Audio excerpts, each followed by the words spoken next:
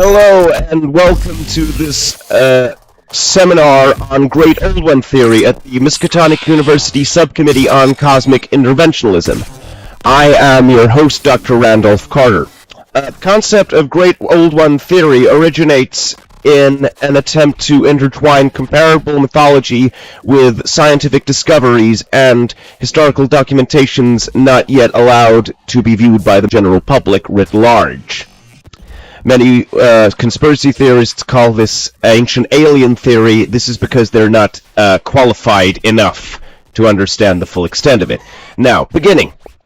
The Sumerians and Aztecs had a very similar artistic representation of their cosmic understanding.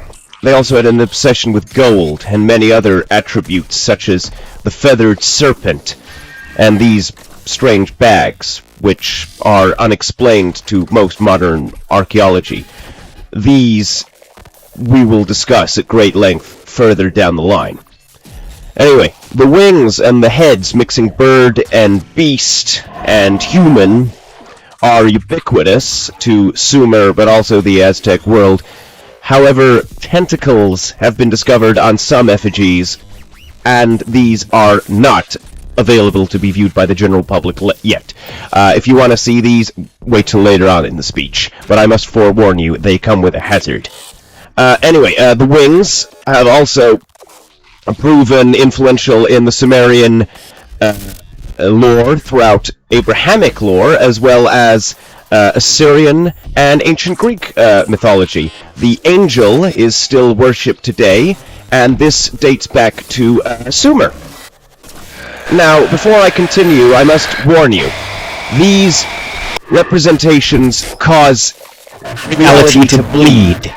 These are as close to the representations of the Great Old Ones as we've ever gotten. A lot of these were found by ancient scholars, but also more modern ones, like Crawford Tillinghast or the case of Eric Zahn. Both figures disappeared or went mad due to their interactions with these entities. Of course, the most famous example, though, is of the Necronomicon, the most infamous and dangerous grimoire in human hands. Written in either the 6th or 8th century, there is no general consensus on which, by the mad poet Abdul al-Hazrad. This was a work that was considered to be heretical by much of the Arabic and Islamic world, as well as Christian and Jewish scholars, for essentially stating that the angels and Abrahamic God were, though existent, far beyond what we expected them to be. A lot of these things happened in the Middle East, and we're still quite unsure as to why the Great Old Ones always go there. Maybe we'll find something out further down the road of research. He was apparently torn apart by unseen forces. This is one of the most terrifying deaths in history attributed to someone like that. But the most important object in our collection is the King in Yellow play, a grimoire, not a grimoire, but a book of extreme power. This is tied to many strange deaths and suicides, and also it's banned across much of Europe, the Islamic world. It's also banned in several Bible Belt states in the US. I have read it myself.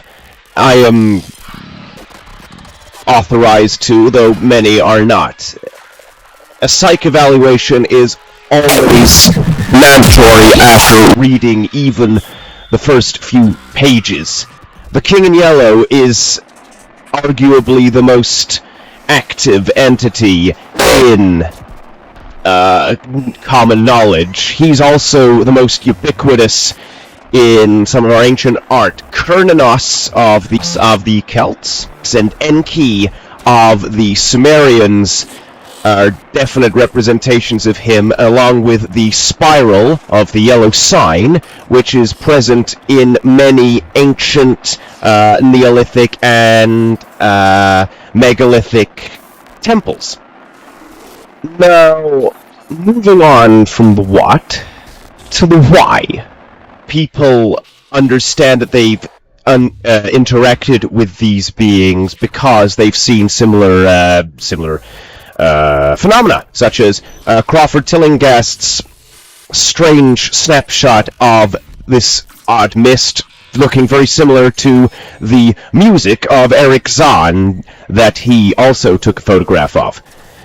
Now, a lot of this can be attributable to angelology as well as demonology. In many ways, the biblically accurate angel, as many would refer to it as the many-eyed or glowing being, is some of the closest we've come to understanding what these beings look like.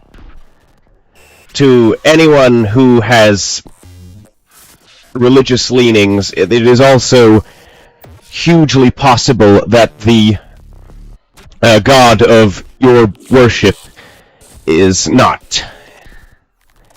He is something far more dangerous and far older and far more frightening, though ancient prophets have definitely seen him.